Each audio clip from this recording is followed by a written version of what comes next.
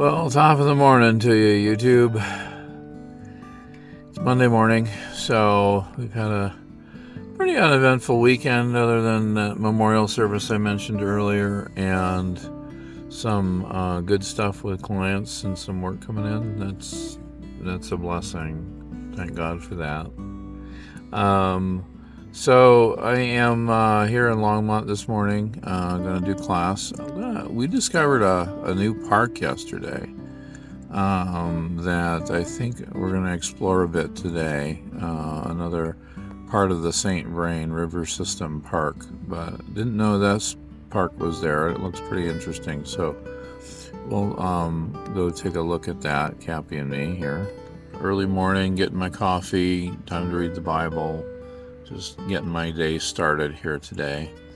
But yeah, so good night. It was over by the apartment complex I've been to before, but this time it stayed more on the industrial park area, which was a little quieter. It's light industrial seems to be close to a lot of apartment buildings in these cities for whatever reason, and the parking is pretty open, so and pretty quiet at night. So that was a good quiet night. Really appreciated that. Watched the Olympics for a bit last night. I really haven't been paying attention much to the Olympics. If this year, I usually love the Winter Olympics and would watch them a lot, but this year I just, you know, haven't had the interest. It's just not been a thing, and I'm curious about why. But anyway, it's just been, it's there, and was watching it, and okay, for a bit, and it was interesting. But again, I just haven't had the interest this year as I have in the past years. So we'll see how this day goes. I've had some good questions on YouTube. Maybe I'll answer a few of those here in a bit as I think about the answers I want to give. So stay tuned. One of the questions that I wanted to address here was I had made a comment in one of my videos and in some shorts that I think that the way we treat our most vulnerable citizens is a gauge of whether or not we're successful or failing in a society. And I thought that from my viewpoint, we treat our most vulnerable people very poorly. And the question was, who do I consider the most vulnerable? It's a good question. I'd say at the top of my list, older adults, 55 plus, seniors, and the elderly are the fastest growing population of the unhoused, unsheltered in America. It was prior to 2024 that the 55 plus population was about 10% of the total of the unsheltered. In 2024, however, that number has increased to 50% of the unsheltered were unhoused. Now it's 2026, so we don't have recent numbers from the government, but we also know that those numbers are fairly low because a lot of folks kind of go under the radar who are unsheltered but who may not be counted as such. I think in one night in January when there was a government census of those who were unsheltered, there were on one night 771,000 plus people that they counted. We can probably double that number because of or possibly even triple it, depending, because of how they're being counted and how they were counted. But it is very true that the largest growing population are seniors. These are people who worked hard, boomers and lost generation boomers, and then even some Gen X now, like myself, that count in that population, who lack resources, who lack the ability to work full-time jobs or to have stable employment, who are reliant, especially those who are reliant on assistance like Social Security or disability. those, Social Security and disability do not cover nearly the needs for the cost of living and senior living and situations in which that are on a sliding scale for rents. There's low inventory on that, and the waiting lists for those places are very long. So I know that in Loveland, I think the sliding scale apartments that they run through the housing authority had a 3 year or 2 year waiting list. And those aren't necessarily just for seniors, but still, there are some senior facilities too, and they're very small.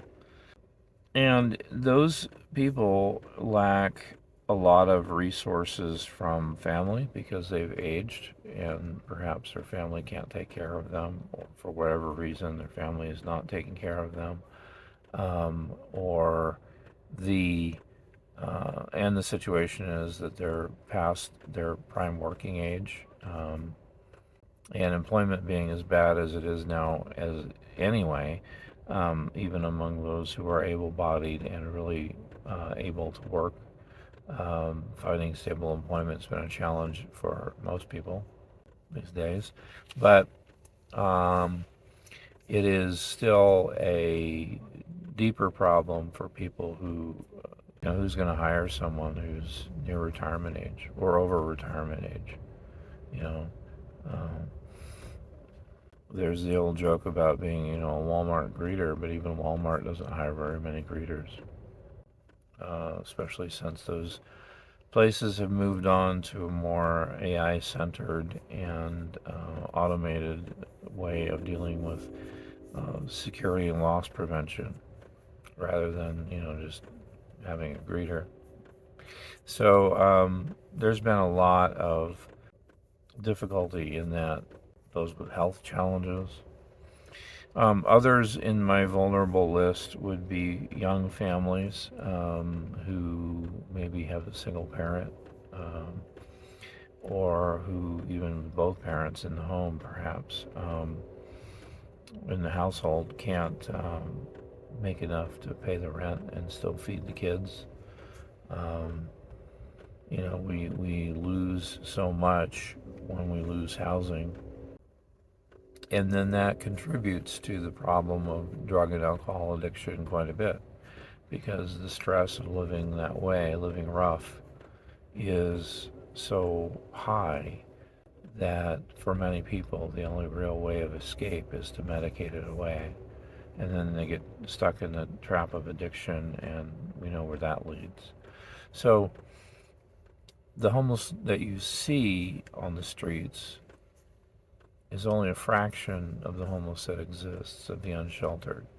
As a vehicle dweller in a van that I am privileged enough to have had the opportunity to purchase and renovate, and I recognize that privilege. Many people may not have been fortunate enough to have that situation and may have to live in their vehicles that are really unsuited for this kind of a life. But as I live out here in close proximity to those folks, I see so much, so many more people who are living in those vehicles. And you start to know the signs, and you can see it, you can spot it pretty quickly. As I said before, there's really no such thing as stealth. If you know what you're looking for, you can definitely spot someone who's been living in their vehicle, or a vehicle that's been set up for that. And that number that I've just seen anecdotally here on the streets have been increasing every time I park somewhere, every single time. I can spot it even among my students. So it is a growing problem, and our statistics are older, so we don't really know the numbers. But in Colorado, homeless seniors have increased in 2024, increased year over year by 14%. We know that number is a lot higher now, but we don't have those numbers because accounting is a lagging indicator. But we can see that happening. And so it's overwhelming cities and communities in trying to figure out how to handle this. Um, and it is becoming a political football where people will generalize and say, well, all the homeless are just, mentally ill drug addicts or whatever. And that's certainly not the case, especially if half of them are over 55 and at least a quarter of those are over 65 um, who find themselves unhoused. And these are the most vulnerable. They have the most difficult health challenges. And we knew that this was going to happen too because of just the aging population, the number of boomers in retirement age and beyond, and now Gen X as well, far outnumber the working population to support them. And so we're in a difficult spot. I don't know that there's any great answers for this other than churches and communities really rising up to tackle the problem on the ground rather than just simply writing a check to organizations that may misuse the funds. And we also know that a lot of nonprofits are out there working with the homeless, working with housing issues that don't use the funds in ways that really help. And very often those organizations profit from this as well. So it is a part of this is all part of what has been called the homeless industrial complex. And there are people who benefit from it. So, as sad as that is. Anyway, that's just kind of my answer to that question. It was a good question. So, that was one of those that I wanted to address this morning. I also wanted to just say that Jesus himself was asked this question: who is my neighbor?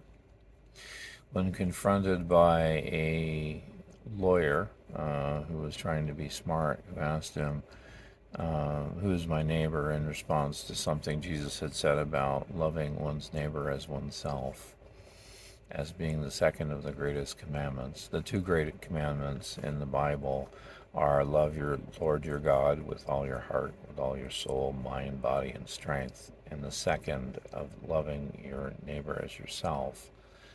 And all of the law and the prophets and all of the scriptures really are wrapped up in those two things. This lawyer was trying to catch him and asked him, well, who's my neighbor? And again, good question. And Jesus told the story that we may know, very familiar story of the Good Samaritan. And in the story, we have a man, a Jewish man, who was beaten, bloodied by robbers on the way to Jerusalem to the temple. And there were two religious people who passed him by with various excuses, like this isn't my problem, or I don't want to get involved, or whatever it was in their thought process. I'm on the way to the temple. I got work to do. I got busyness to do. I don't have time to help this person. So they passed him by and left him for dead. But the person who did stop by and have compassion was the Samaritan merchant. The locals in that part of Israel at the time were very much um, shocked to hear that the man who had compassion was a Samaritan. So in our day, that would be the person, the foreigner among you, or the person that you least trust and you have the most kind of visceral reaction against. And if we're honest, most of us have people like that. Was the one who had the compassion and acted as a neighbor to the man who was suffering. And that tells us a lot about who is our neighbor, you know, looking past our prejudices, looking past the surface level of things at a person, and realizing that this is a person made in the image of God. And even if they're sitting on the, in the gutter, in the grips of a fentanyl attack or some kind of a drug addiction, ranting, or just maybe even motionless, left for dead, the temptation is to just pass that person by and not see them as another person made in the image of God. And that person is someone who is deeply loved by God and who can, in fact, transform their lives with an act of compassion from you and me. And so that is Jesus' answer to that question. And again, I think that frames the whole discussion about homelessness and about poverty in America in a very different way, and should activate those of us with faith, those of us in any faith community, but even beyond faith communities, just any one of us who feel a draw to be human to somebody, that in fact the most powerful thing we can do is show compassion, realizing that could be me, but for the grace of God, that could be me. And it's really true. It could be any one of us. It might be some of you watching now. It might be some people who are about to be that way. You know, one bad incident, one life-changing medical diagnosis, one lost job, one lost paycheck. And that might be you, might be me. So that's our neighbor. We who have ability, or who have the ability to see and really respond, really need to seek out God's wisdom in how to best help. Because sometimes it's not just giving someone some change. And very often that's not really all that helpful. But what is really helpful and has been helpful for me in my years of working with addicts and working with people who are mentally ill and working with people who have been on very hard times, the thing that has been most helpful for me is to remember that those are people made in the image of God, and they can offer as much to me as I would ever to them, just by being a friend, just by being there, just by letting them know that we see you, we care, and we get to know you, and we don't see you as trash in a gutter. We see you as a human who deserves dignity and safety, just like all of us do.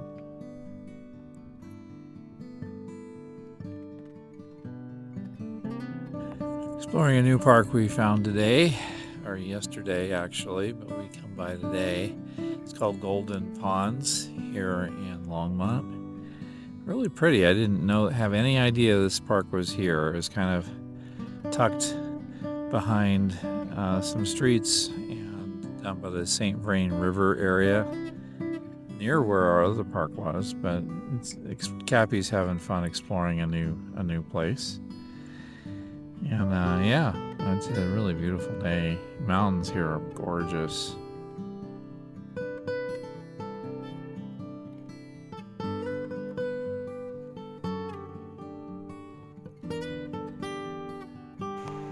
That's a cool little waterfall. Really cool park. Golden Ponds Park. Lots of places to explore. It's much bigger than I thought it would be, so that's great. Beautiful day. So we're gonna head back up to Loveland now after exploring that park, and trying to get out of the parking lot here is gonna be fun. It's quite packed and kind of tight, so I might have to do, a 95-point turn to get out of here, but we'll see. What are you doing back there, buddy?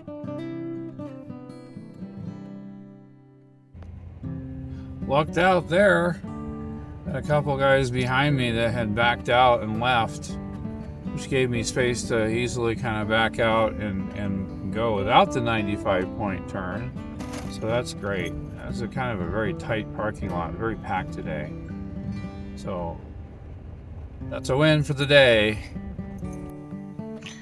Well, I think I'm going to leave this video here for today. It's kind of again, an uneventful weekend, but lots to do. Just not all that exciting. It was just kind of a day. because they sometimes just happen. They just every normal days. So I'm going to leave this here. Again, if you enjoy my channel, like and comment and subscribe. I really appreciate it. I do try to respond to the comments that come in and answer questions and engage with you all in the community. So I really appreciate you watching. And we'll see you in the next video. God bless. Bye-bye.